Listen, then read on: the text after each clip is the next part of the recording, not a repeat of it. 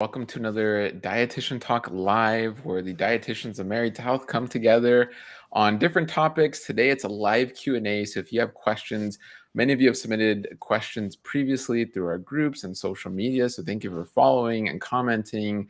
We know there's a lot of nutrition confusion, but before we dive right in and get into your questions, let's introduce ourselves. So I'm James Marin, Integrative Registered Dietitian, Environmental Nutritionist, co-founder of Married to Health.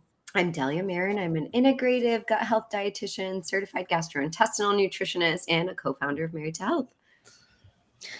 I am Laura Sanchez, and I am an integrative registered dietitian licensed in Georgia, and I'm also certified in emotional release and trauma-informed practitioner. And I'm Katie Chakos. I'm a licensed registered dietitian. I am also a PhD candidate studying the impact of diet and cancer treatment. Wonderful. All right. So, the title is Top Nutrition Questions Answered. So, again, this is a live. If you have questions, type them below. If you're watching this on Facebook or YouTube or anywhere we're streaming to you live, type your questions down below. We will see them, answer them in real time. We also have some questions submitted from our Good Gut members as well as others in our community. So we're excited. It's that time of year. You're seeing the emails already come in, already getting ready for New Year's, right? Or shopping guides or, deals on courses and programs and supplements. And so there's just so much out there. And we've been hearing from patients. We hear it all the time on social media or through our practice of like, how do you know who to even listen to? I'm so confused. I'm so overwhelmed. So we're just checking in with you. We hope your Thanksgiving was great.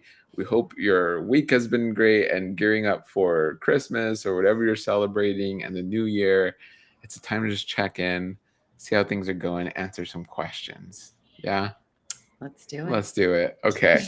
So I think one of the questions we got was from our Good Gut members. And again, these are patients who also become Good Gut members. They're asking, when will we see the Good Gut SIBO IBS program? And this is an honest question. We're not just plugging our program or anything, but that was a question. That was one of the top questions. It's coming next year. So just really quick on this, definitely click down below. You can learn more, subscribe to our newsletter, just plug into Married to Health a little bit more. But with SIBO and IBS, which is affecting so many of us, we've been for many years developing a protocol and a program to help with this, to truly help and understand and get to the root cause and help our patients get to the root cause. A condensed and healthy, efficient version is coming to a program form where anyone can plug in and go through this program and understand this program. So that's coming next year, January 2024. So we're really excited about that. And the reason it's taken us longer is because we just want to make it as informational, robust, involved as possible. I think, we had hopes to release it earlier, but honestly, just the amount of information, guest speakers, just information we've curated for it, protocols we have in place. It's just taken this time, and I'm excited about it, though. I think it's going to really help people, so we are excited about it. We'd rather not rush it, essentially. Yes, quality over quantity. Okay, next question. And again, if you have any questions, put them down below. But next question I've seen that was submitted was, someone's asking the most nutritious meals for a type 2 diabetic. So if anyone else wants to chime in on that, but yeah, I guess there's overall, there's a lot of confusion out there for diabetes, but yeah, what are some tips maybe and We'd love to hear from meals? you, Katie and Laura. I think when I get this type of patients around, I think it's important to really have a variety and get as possible to the whole nutrient as possible. So if you can include a lot of fiber within your meals and pair them with protein and fat, they will always help you release the glucose slower. It's not as quick as if you were just having white bread alone, which nothing bad with the white bread, but instead of having just white bread, maybe you can add some peanut butter, or maybe you can add a little bit of fruit on top of that to add extra fiber. And so now you have like a simple carbohydrate that is probably going to spike your blood glucose super quick. But because you're adding the factor of protein and fat and the fiber, then your glucose levels are going to be released slower, and then perhaps your spikes are not going to be as big. Because I think that's where the problem is, when our spikes go too high and too low quickly. And what we want is really just to lower the spikes. So instead of going super high, then we're just going high slowly and then down slowly at the same time, so we don't have like mood crashes or energy crashes. And yeah, we have like clearer minds and moods at the end if we are able to like manage our little roller coaster, which depends also, like depending on what side of the cycle you are in. If you're a woman, many of these things really play into place. So for me, the biggest one factor is just like making sure you're pairing your foods, and you're not just eating white bread or just the carb alone. Always like pairing them with extra nutrition and a variety of them in one meal or in a snack, and that way it'll help you release slower. Mm-hmm. Yeah. Yeah. And I just want to jump in as well. I echo what Laura said, but there was also a very recent study that came out within the last month or so about intermittent fasting, and specifically time restricted eating, which is eating within an 8-hour window. And this study was specifically on those with type 2 diabetes to help with glucose control as well as weight loss. Weight loss and maintaining a healthy body weight has also been shown to improve your glucose levels as well. So if you're having a hard time, sometimes it's hard to access some of those healthy foods, and fasting is something that we don't have to buy, that we can just do on our own. So of course, with the guidance of a healthcare practitioner, especially if you're on some of those medications, just to make sure that things are safe. But that's a really interesting path that I look forward to seeing more research done on. But it is an option that you can speak with your team about too. Love it. And, I always have to infuse my gut flare because it's just what I do. But we recently, if anyone's really interested in this topic, I highly recommend check out our Instagram. We did an interview actually with Type 2 Diabetes Revolution. They just came out with a new book. It's an exercise physiologist and a registered dietitian who started this program. But we got to talking about the diabetes gut connection. And so, yes, everything that Laura and Katie are saying, I completely agree with, especially adding in more prebiotic fiber, because studies show up to 75% of diabetics are constipated. So we really, really need to get their bowels moving. And I think a lot of people talk about neuropathy. So really death of those peripheral nerves, like in the fingers, the toes. Not a lot of people realize that secondary to your spinal cord, your gut is one of the most nerve-rich places in your whole body. It's the second most nerve-rich place in the entire body, actually. So nerves will also easily die there when they're cut off from their oxygen supply because blood sugar is too high. So we do see things like slowed motility, constipation. We see things like gastroparesis, and we see low microbial diversity in diabetes as well. So in addition to those prebiotic fibers, which are not only helpful for digestion, blood sugar, they're also food for probiotics, right? That healthy bacteria that lives inside of us. So not just eating the prebiotic fiber, eating probiotic foods is great so that they work synergistically. And when we take good care of those probiotics, they give us gifts back called short chain fatty acids or postbiotics. And those actually can help support the pancreas to help improve insulin sensitivity. Those can help heal the pancreas in very minor ways. Those can help with the nerves in the gut, with motility. So absolutely eat your fiber, eat your probiotic foods, and allow your gut bugs to do the rest if you have diabetes. Yeah, and if I'll add, I mean, it's not the world can kind of seem backwards at times where it's not so much the low carb food items or the sugar-free items that you're seeing at the grocery store. I think that's kind of like really missing the mark, where you're not going to rely on sucralose and aspartame and all these these sweeteners that don't have carbs, and you're so focused on carbs. it's really going the opposite of like, yeah, what is my fruit intake? Am I eating healthy fruits like berries and even melons? And I mean, there's so many fruits and vegetables and whole grains that are carb rich, right? That can be very helpful. And really, how are those then affecting my gut? Because there's great studies on Akkermansia and lactobacillus and just how they facilitate, like Dahlia's mentioning, a healthy pancreas, healthy gut, healthy blood sugar, right? So it's not so much of like, I'm going to avoid eating sugar and eat artificial sugar so my blood sugar doesn't spike. It's more of like, I'm going to eat foods that my gut microbiome loves so my blood sugar doesn't spike. And that's usually a win-win because you're able to eat a lot and really great things like Laura was mentioning, just whole foods and healthy foods and fiber rich foods, and you're not like starving yourself, you're not giving yourself artificial ingredients, you're just kind of going with your gut, going with really beneficial whole food nutrition and Yes. getting to the root of it. And I think, one thing we mentioned when we were talking to Type 2 Diabetes Revolution is the name of the game with diabetes is not to avoid blood sugar spikes. It's to have great insulin sensitivity so Right. that your spikes don't go too high and they don't stay there for too long. So Yeah. it's not avoiding carbs so your blood sugar never spikes. It's saying when I eat carbs, because I need the carbs and my gut bugs need the carbs, how do I have the best recovery from those spikes and how do I avoid excessively high spikes? So I love all these tips. And somebody's asking, what are some examples of prebiotic fiber sources? I'd love to hear some of your favorites. Laura, do you have any favorite prebiotic fibers that you like to recommend to people? I usually like unripened bananas, like more on the green side of the banana. That's a great like prebiotic source. It can be tricky for people that doesn't like the taste of it, but I personally like it unripened more than the other side. And also artichokes, Jerusalem artichokes or whatever.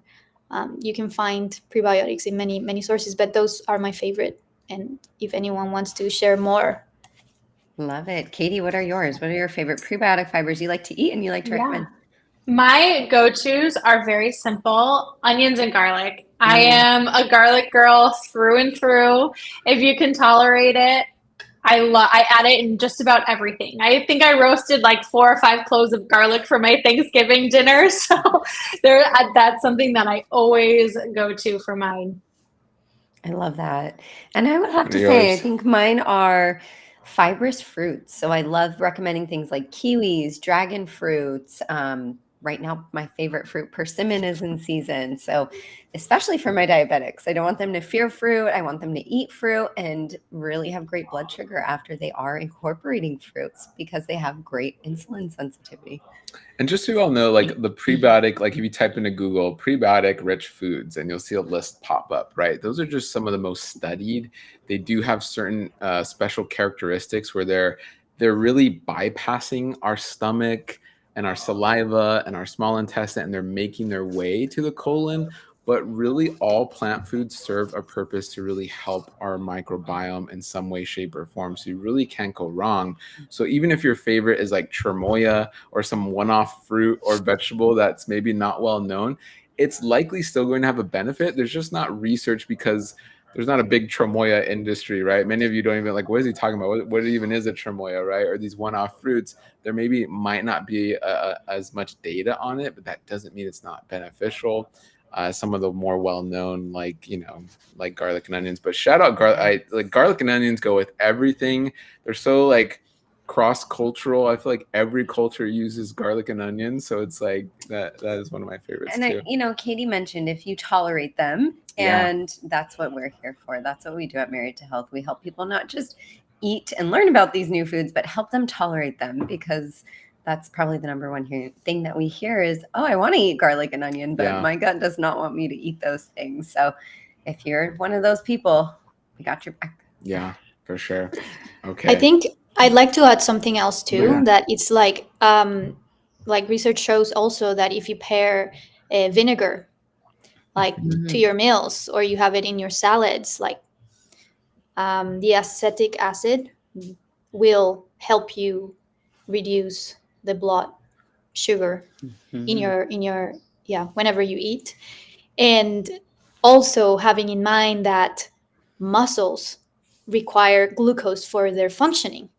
And they will use this glucose. They will use it if you use the muscle. So usually what is recommended is that after you have a meal, then you can just use your muscles so that the muscles can consume this glucose that you just consumed, and they can expend it. And then the blood glucose levels will also like just fade down, and just it doesn't cause as big of a spike either. It's more like regulated. So it's other like little strategies and tips that can add on top of the foods and the gut. Love Yes. it. Food, the lifestyle, all of it. Okay, next question that came in. I was steadily losing weight after going whole food plant-based, oil and sugar-free, and radically reduced salt intake. Then it came to a screeching halt.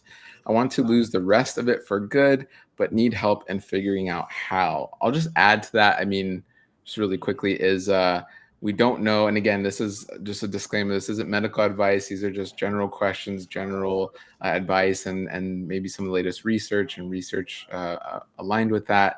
And again, we don't know all the details. We don't know what her weight is and height and all of that. Again, just general recommendations, but very interesting. It sounds like she hit a plateau. Mhm. So what are thoughts on that? I can start. I think one of the things that popped up in my head, like James mentioned, we don't know a lot of those details. So, more generally speaking, something to consider is focusing on maintaining for a period of time. Because it's really easy to kind of go through that yo-yo of let me lose a lot of weight and then I gain it all back and then some. But this might be a good period to say, is this current weight that I'm at something that I can easily maintain for a couple of months? And then let your body kind of reset, get like a new caliber. You may have to further decrease your calories, but let's take a pause. If you're at that plateau, can you maintain it for a period of time? If so, then we can move into the next steps and really dive into like the nitty gritty and focus on where is that energy balance? Where can we get you into a calorie deficit from? And if it's not something that you can maintain, then that's a further discussion that can be had too. And, I'm wondering, why did the body plateau? Where, yeah, you want to listen to it and see, is this not suitable for my hormones, right? I understand where the thought process of SOS free comes from. But as a dietitian, I'm just going to go ahead and say it. Wait, I can you don't think it explain works. SOS? So salt, oil, sugar free. And I know it's big in the plant-based world. There are some of the OG MDs who recommend SOS free, but honestly, I don't feel like it works for everyone. I would say, especially for females of reproductive age, you do need enough fat in your diet in order to support your hormonal function. And if you are not eating oil, I tend to then see that people really start restricting nuts and seeds and nut butters as well, because they're like, well, it worked when I cut out that fat from the oil, so let me just keep cutting fat. And they do. And then their hormones become completely imbalanced. So that could be why you're plateauing as well. Your body's trying to protect itself. So maybe it isn't the appropriate diet for you, especially if you're just further and further trying to restrict. Also, sodium is an essential mineral. You need it to balance out your potassium, your magnesium, your chloride. You need sodium in your diet. And if you're not consciously getting it from other sodium-rich foods, that also could be playing into why your body's just saying, nope, stop what you're doing. I'm not on board. I do not like this. So cutting things out is not always the solution. And I'm not an SOS-free super fan. Advocate. I'm not. I would also add to all of these, and echoing everyone else, is this can also be an emotional component. What are you layering on top, or what are you trying to get cushioned for, or protecting yourself, your body protecting itself from something that perhaps doesn't want to be seen or be felt, or be faced at the moment. And the body's so smart that whenever it feels stressed for whatever reason, maybe due to, like you mentioned, Dalia, not enough fat, it'll start retaining, because if it gets into that survival mode, things will just retain and nothing will, like, the last thing that you will lose is your fat. Your fat keeps your body warm. It keeps many of the main functions alive. So it makes sense if your body and your nervous system is in a stage of alert and just fight or flight or freeze, it won't, it won't lose the weight because it's survival and it won't do that. That is very deep, of like almost like a subconscious way of just protecting yourself, which is so crazy. And like this mental and emotional, which is almost like, oh, it's just not material, does materialize on your body. That's so deep. I think a lot of people for sure overlook that. That's a really good point. So if you're that person who asked that question, are you eating enough fat to support your hormones? Are you getting in enough minerals to support your hormones? What else is going on where your body feels like it needs this plateau and feels like it needs to just maintain here? Are there emotions that you're dealing with as well that are kind of stagnating things for you? Yeah. And if I may, just before we continue, also, like, just sometimes we get fixated on these outcomes and results that really mean nothing. Like, yes, they mean, we make it mean something because whatever looks or whatever we are supposed to be looking in a society for whatever reason.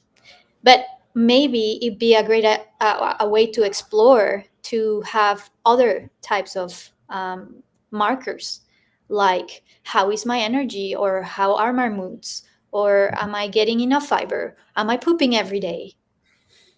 And then just checking with your body again, like, okay, I'm increasing in energy, so I'm gonna trust that my body will do what it needs to do and it will release the weight when it's ready.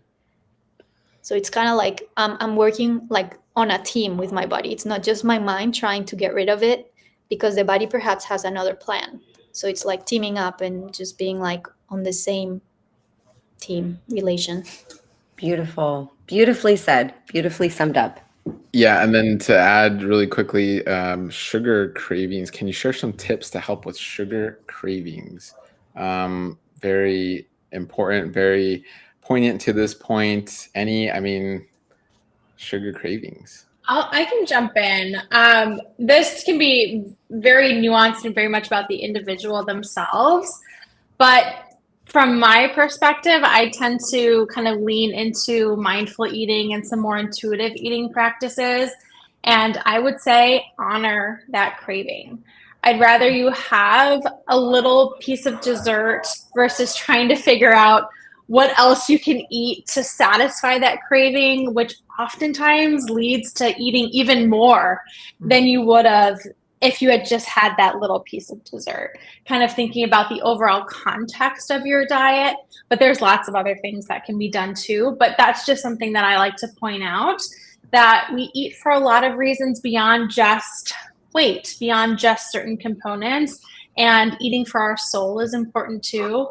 So as long as you're kind of navigating those things and working on taking that power away from those foods, that can be really powerful. Yeah. And I think it's also just, yes, I completely agree with that, Katie. And I do see people who are overly restricting certain foods like fruit. And then they're like, but I then binged on cookies. Your body's craving that glucose somewhere. So it's asking yourself, am I giving it that glucose from somewhere else? And is that fueling those sugar cravings? Because, yeah, sure, maybe have a cookie along with some strawberries and see, does that satisfy that? Is your body asking you for that certain food for a reason? And I know Laura can speak also to just comfort eating and certain foods that we've correlated with comfort. Maybe it's things that we grew up with. But Laura, tell us what you see with dealing with emotional release and emotional eating, and if any of these foods correlate with that. If it is outside of that, just enjoy that if you feel like you can enjoy it in the balance that your body needs, and making sure that it's not asking for something in addition to that. But what do you see with comfort eating and sugar? I think before I mentioned that, I wanted to add that many times also it's just feedback. Sometimes we give too much meaning into what the things, and then we start moralizing things, and then we're just judging ourselves on top of that and telling us that we're just bad or not good enough, and all of these stories that really don't serve and actually keep you in a loop of restrict, judge, martyr yourself, and then do the thing again over and over. When in reality, maybe it's just this your body trying to speak to you in a way of like, hey, we need soothing here, or maybe you're stressed, or maybe, hey, there's this emotion that maybe we need attention. Maybe it's as simple as, hey, I just need to breathe, I'm feeling a little bit anxious. Or as simple as, hey, can you just put your hand in your heart and just like soothe yourself in a way of like, hey, I see you, I know that you're having this craving, I'm gonna give it to you because I trust fully that you can like whenever you are getting enough of what you have, then we're gonna stop, and it's the end, and I'm not gonna make a meaning out of it and judge on top of myself, like on top of that myself. But also I also see that many people that has sugar cravings has issues like balancing their sugar, like what we're talking about. When you're having a lot of sugar cravings, maybe this is that, well, we're not eating enough, so then our bodies are going crazy wanting it, and maybe we're just eating things that are not as whole or as nutritious or that have a variety of nutrient profiles, and so our bodies are just craving that something sweet, because when we're again stressed, in survival mode, the first thing that our bodies wants is something quick that it can give the energy that the body needs, and that's it. It's physiological. Nothing, it has nothing to do that you're a bad person, or that it's the meaning that we give after it that can be as damaging maybe more than the simple fact of eating the piece of cake or whatever. And I'm seeing like I hope those that are watching this later as well see, like, I mean, even with 4 dietitians here, you can have 4 answers, but all right and all different perspectives. And I think that's when, for those listening and for those that then become our patients and dive deeper, you're realizing like we're so used to like quick fixes, right? I mean, this is a really great example of that. It's like sugar cravings. How do I fix it? And we're just so used to, here's what you do. You do plan A. And it's like, well, no, there's A, B, C, D, E, F, G, H, I, J, K, right? There's so much to this. And depending, it might even go further than the alphabet that we even know, right? So it is, there's so many angles to this, which is why I love. And I would challenge people to ask, how do I understand this craving? And I think that's what all of us are kind of giving our 2 cents with. It's understanding why your body is asking for that. And these are possible reasons. It is just cake is good. That's why your body wants it. You want to eat it. Yeah. Cake. Or who doesn't like cake? Like, who doesn't I like mean, cake? Exactly. Yeah. Or maybe it is blood sugar. Maybe it is your gut bugs, right? Maybe you have a little bit of dysbiosis. Maybe it is emotional. But if really, we're wanting you to really introspectively ask yourself, not how do I fix this, but how do I sit back? How do I understand it a little bit more? Because at the end of the day, if it is just like, I want cake because cake is yummy, great, enjoy your cake. Yeah. So individual. Nothing to fix. I think you guys mentioned a great topic, which can be for another life on a more deeper level, but it's about thinking that we have something wrong with us all the time, and that we need to fix it because for some reason, somehow we're broken in a way. And so we're quickly trying to like, okay, how do I fix it? How do I get rid of my IBS? How do I get rid of my SIBO? Well, maybe if you just leaned into the discomfort and maybe trying to like relate to these pieces of you that are being rejected, maybe they have some information that actually want to be heard.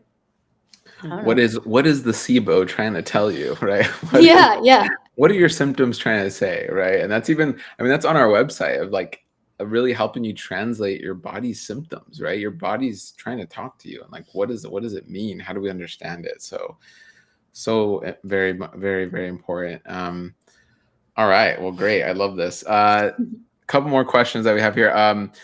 I'm looking for help with fighting cancer of the neck and throat. I'm trying to eliminate sugar as I heard that which is good, sugar, which I heard that feeds the tumor. Not sure if that's true. I just want to beat this without chemotherapy and radiation naturally if possible. I feel like so many people out there in that position. But yeah. We're going to turn it over to our cancer connoisseur, Katie. Yeah, what a great question. And first of all, like James mentioned earlier, this is not, we need to kind of have those one-on-ones with individuals when it comes to this topic. But in general, I feel like sugar is kind of the running theme today so far. But sugar and feeding cancer. I like to think of cancer cells as opportunists. And we had a meeting earlier today, and Dahlia mentioned, like, there's so many opportunists in the body. And cancer cells are one of those things. And unfortunately, with that, they will find the energy that they need to reproduce and divide, whether you're eating sugar or not. So we're not going to fear sugar and glucose. Our cells need those glucose molecules to thrive themselves and to be able to get through those treatments. So there's a difference, however, between an apple and a piece of cake when it comes to how sugar is processed in the body. So that's one element. I would definitely recommend in general for somebody going through treatment to try to decrease their processed refined sugars, but still eat the abundance of whole carbohydrates, the whole grains, the great fruits with lots of antioxidants, things like that. In terms of healing your body naturally, is a really big topic. Unfortunately, I would recommend against not pursuing our medical treatments that we have. We know that they work. Chemotherapy works. Radiation works. Nutrition still plays a really vital role as a support during treatment. Yes, it's really great in terms of risk reduction, but if we're unfortunately in that period where we're having to go through treatment, I like to see nutrition as our supporting actor. They're still going to get an Oscar at the Oscar Awards. Still really important to help support and get you through those treatments, to help with treatment-related side effects, symptom management, all of those things to help get you through that treatment. But please, please see your medical oncologist and pursue those active treatments for sure. In terms of foods that can help prevent, or I like to use the word reduce the risk of getting cancers in the first place, red and processed meats, alcohol. Those are your big players. And then increasing lots of plant foods, lots of antioxidants. Maintaining a healthy weight is also important for over 13 different types of cancers. So having that as a key component to think about as well, all of those things together can help get you through those treatments. I love it. I'd like to add something to it. I'm on my soapbox, yeah. Yeah, no, go for it. Well, I'd like to add a little bit of a exploratory perspective, like I usually do, because I think that in this society, we're seeing things as in isolation. Like, I'm sick and this is disease and this is a bad thing. And perhaps it's also flipping it into the, well, what is the cancer here to show me, what is the cancer trying to tell me? Because perhaps there were subtle signals throughout the lifespan that we didn't catch for whatever reason. We weren't sensitive enough, or life just gets us. And then the body, the only way to catch our attention is to whoosh, put it in your face and being like, okay, you got to stop. You got to listen. You got to see me. You got to give me attention. And only then we start paying attention, because now we're faced with it, right? So it's like, so neck and throat in the emotional realms. Neck is an area where we accumulate a lot of responsibility that is not ours, for example. And the throat area, or throat chakra in the energy worlds, it's like holding on to expression. Where aren't we expressing fully? where aren't we allowing ourselves to be expressed fully? Or where aren't we expressing our boundaries? Where aren't we speaking boldly, and are we playing small, in the world? And just exploring these avenues as well, with the whole emotional realm. Even like this will make you face death. We don't like to talk about this stuff. It's deep, it's uncomfortable, but it's necessary. It's part of the body, it's part of life. And I think this will make you face those parts of life, that death is part of life. Like you cannot talk about birth without death, because and yeah, it's just also exploring those avenues in the emotional realms. How did I get there? Like, it probably developed over time for many, many years, and now it's manifesting itself in the physical form. But before it gets into the physical form, there were subtle signals in energetics, or maybe it was a feeling of uncomfortableness and we never dared speaking up or expressing it. So yes, echoed everything that Katie said, and Dahlia and James.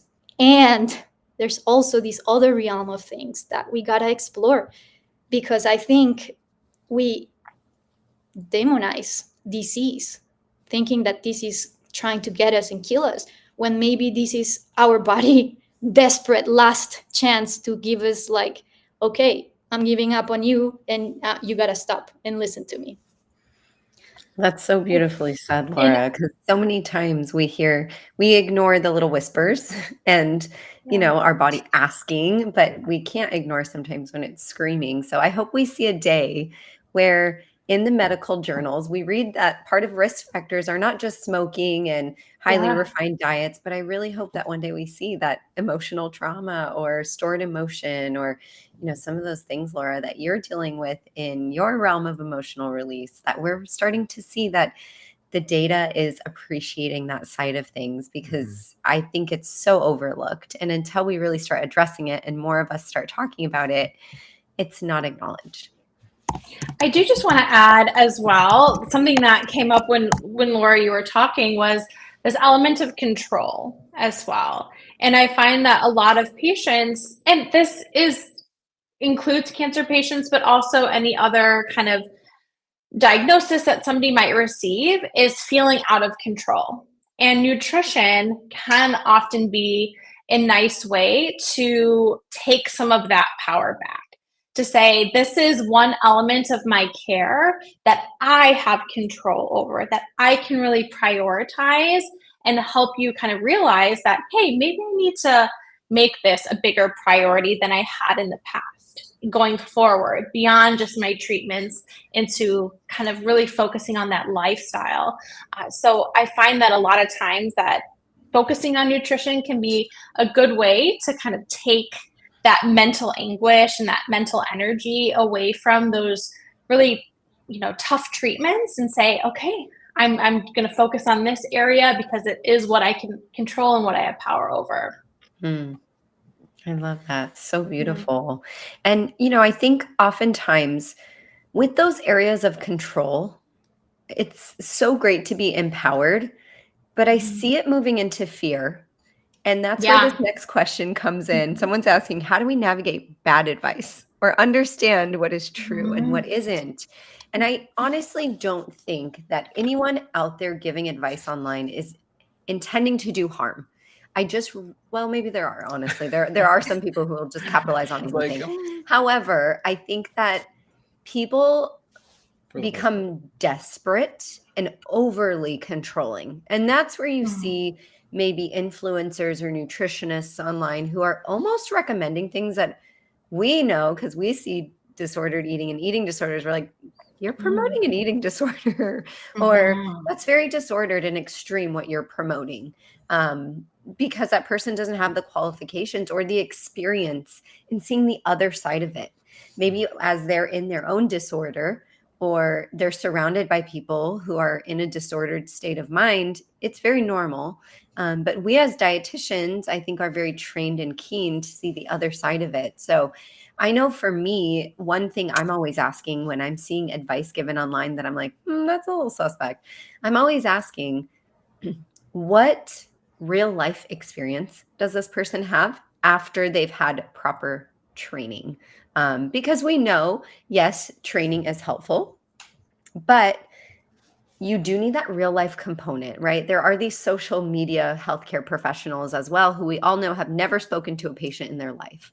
And they write books and they do talks and they make appearances, but we know, like, you can always tell you've never actually worked with people because the way that you're saying things is a way that's going to make people feel guilty, or a way that's going to make people have an extreme point of view.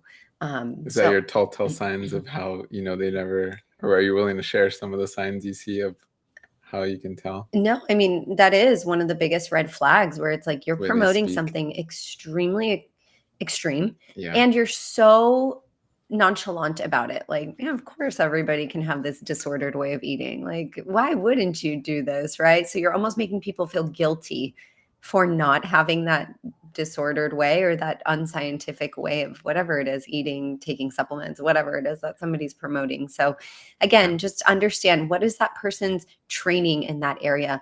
What is their credibility? What is their experience in it? Right? Is it somebody who has nothing to do with it? Is it somebody who had no way, shape, or form of training in that, who's now a jack of all trades, master of none? And they're talking about everything. They're talking about diabetes. They're talking about cancer. They're talking about the gut. They're talking about this, this, and this. And they have a solution for it all. So that's just my opinion on how to spot what advice is maybe true and what isn't true. But what are some of the things that you all kind of see as red flags, or you all kind of are like, a little sketch there? Before I even continue, I wanted to say something in parentheses of a resource that may be helpful for people going through cancer. It's a book called Dying to Be Me: My Journey from Cancer to Near Death to True Healing by Anita Moorjani.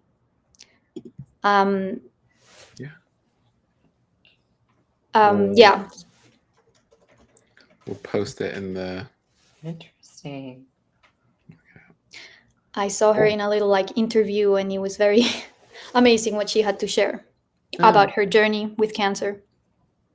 Cool. Love it. And then on top of the red flags, for me, I think it's when they're promising you quick fixes. That's a huge red flag, because health is just so nuanced. It never is one thing. It's never the magic pill, because if there was one, people would have already developed it, and you would have already known about it. And so if there's urgency, if they're telling you through fear that if you don't take action, then blah, blah, blah, then it's probably scammy. I would not if it doesn't feel good in my body, I think that's already a red flag, quick fixes, we know that doesn't exist, sadly. It's a process, it's a journey, it takes time. How long did it take you to where you are right now? So it's going to take you as long to undo and unlearn and unbecome all of those things that you started to collect throughout the years. Another red flag is also promises, false promises. They will promise you, they will paint the picture. They're amazing marketers. They will paint the picture. They will tell you how amazing you will feel. They will hook you emotionally, because emotional people buys. That's the truth. But they don't care about your health. That's the truth too. Not everyone, but there's a lot of them. And you will see soon that we're entering the holiday and the New Year's. You're going to see the amount of programs in the detox and in the get into shape and now new you, new me. Just run away, please. Yeah. Yeah, that's what I would just have for my red flags. I love that. If I could say something that came to mind just really quickly, like, and that's why a lot of times we're out there, we try to be on social media and everything. A lot of times what we're saying is not sexy. It's not No. flashy. It's not sexy. It's not quick fix. Even these discussions, like, bless the heart of a good chunk of people, I would say. Like, we get a good, like, couple hundred who watch this all the way through. Like, I look at the analytics and it's like, wow, because sometimes these definitely go over 45 minutes to an hour. And these are the people who are like, who get it, right? Who are like, I want to learn. I want to understand. I want to take time, because we're all about, it was Vine and now it's Reels. And it's like, tell me in 15 seconds the quick fix. Hurry, hurry, tell me. And it's like, that's just not how it works. So I love doing these where we are kind of countercultural, where it's like context, slow down, breathe, check in with yourself, take time, right? And the cool hip version of that is, you're doing too much, bro, right? Like, that's the new version of that, where it's like, chill, right? Chill a little bit. And so I just wanted to point that out. Literally what we're doing here is kind of a kind of example of that, right? It's just kind of what we're doing. So it's not always sexy, but it's necessary for sure. So that could be a sign of someone's out there saying, just watch this 15-second clip and then you'll know how to fix your 4 decades of SIBO, or, your cancer, or your metabolic disease. And that's that amount of time they're giving you. What about you, Katie? Anything that you're like, Yeah, I think, kind of just to echo what some of us have said, is like the lack of nuance and the lack of the individual. There's a lot of this, one size fits all, that everybody on the planet should just be doing this one thing and that will cure all of your disease.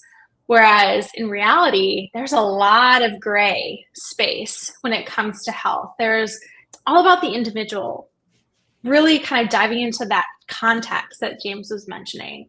And then also a lot of like, this worked for me, so it's going to work for you. There's a lot of that out there as well, that kind of tells me with what Dahlia was saying earlier, of like, what's their education? What's their credential? This worked for me, so it works for you is not an education. It's a great story and it could work, but it takes away that individual's experience, what's going on in their life. And it can make people feel like they failed because they couldn't do what worked for that person that they follow. So that's another really big red flag for me. Beautiful. Love it. Beautiful. I love it. And, advice that I always give to my patients is, if that page or that person doesn't align with your values, your goals, what makes you feel safe, healthy, comfortable, unfollow them. They're just going to make you feel guilty. They're just going to make you feel frustrated or confused. And if that's how you walk away from that interaction every time, decrease your interactions, eliminate your interactions. It's just like a person, in real life, IRL. It's like, if you feel awful every time you see that person, take a break from seeing that person, right? If they just leave you confused, empty, angry, overwhelmed, do the same with these social media accounts. They won't know you left. It won't bother them if you leave, but it very well will bother you if you stay around and you keep hearing these things that are really adding to those unhelpful feelings or those burdensome feelings. Yes, those feelings might be telling you something that you want to lean into and explore, but you don't need to follow everybody just because, everybody talks about their program or everybody talks about this or that. If it doesn't align with you and your values, walk away. Yeah, love it. One last question, and we talked about it a little bit earlier, but just to clarify, is salt bad or good for you? I already gave my 2 cents. So Yeah. I'll let you all. Yeah. If you want to further expand on that, I mean, that's. How do you feel about salt? I'd say it depends. Necessary. That classic dietitian answer, it depends. If you have hypertension, you may be more prone to being salt sensitive. So not everybody's blood pressure goes up if you have a lot of salt. The recommendation is 2,300 milligrams, less than 2,300 milligrams per day. It is an essential nutrient. You do need it for a variety of systems in the body. If you have hypertension, then you may need to have less or really focus on that. But it does depend. you in a disease state or not? How much are you eating? But other than that, it's an essential nutrient in my eyes. I think it's also like, for me, what came to me was like, is the salt causing the hypertension, or maybe like the other, like all the seed oils and all very processed food that perhaps we're having in our lifestyle that are contributing to inflammation and then therefore high pressure. I don't know. I just think that, in today's world, many of like our soil, our minerals ripped. Like we don't get minerals like we used to before. And I think a lot of us are deficient in minerals. I'll Yeah. add I'll add to that, where it's like, I like to, with salt, there was an interesting study, kind of taking a bigger picture view, where those who are exercising and eating more plants and maybe going to the farmer's market or growing food in those populations who are more closer to healthier soils and really just healthier lifestyle habits, which gets into the whole field of lifestyle medicine, which a dietitian and nutrition is in, right? Eating the same amount of salt didn't affect them versus someone who is on the couch or at a desk job and on the standard American diet, and they could be eating the same salt, but it's Drinking tap water. and doing all these right exposure to all these other things, smoking, tap water, and a lot, right? So the salt, even though it's the same amount, is acting differently in a different environment, which makes a lot of sense, right? So there are some good studies, I think more on their way, and overall, because salt is essential and we need that, I think it goes back to our deficiency in fiber and potassium and all the other minerals that help to balance salt, all the other minerals and nutrients that you will find in a more Mediterranean or plant-based diet versus a standard American diet, right? So I kind of felt over time we're realizing like, oh, salt was kind of guilty by association, where salt in the burger, fries, shake, all the hyper processed food like we were mentioning is there, but it's also the hyper processed food, the sedentary nature, the loss in the gut microbiome, the loss in the soil microbiome. Yeah, all that factors in. And then we're just going to like demonize salt. And it's like, okay, let's add context, right? So I love it. I think kind of yes to all of that. And we do have to assess, like, what are we doing to our food? What are we doing to our gut microbiome? What are we doing to our dietary habits? And the list goes on. And that's what this is all about. Assessing that for yourself, taking time to slow down and look inward, whether that's with your emotions, with what you're eating, how you're feeling with all of that, and then taking action when you're ready, right? So with all of that, it is taking action, whether you're listening to this, great, thank you, comment, like, subscribe, do all that great stuff, or you go to marytalk.com and make an appointment with one of the dietitians. Read one of our blogs. Continue from there. Yeah. So would love to have you, Yes. You should see like the comments. I mean, yeah. When there's good service, I mean, that's just the new oil, Yeah. And that's all we're doing. That's our goal, is to spread more good than harm. Our goal is to help people heal with each meal. And that's in all aspects, physically, mentally, emotionally, spiritually.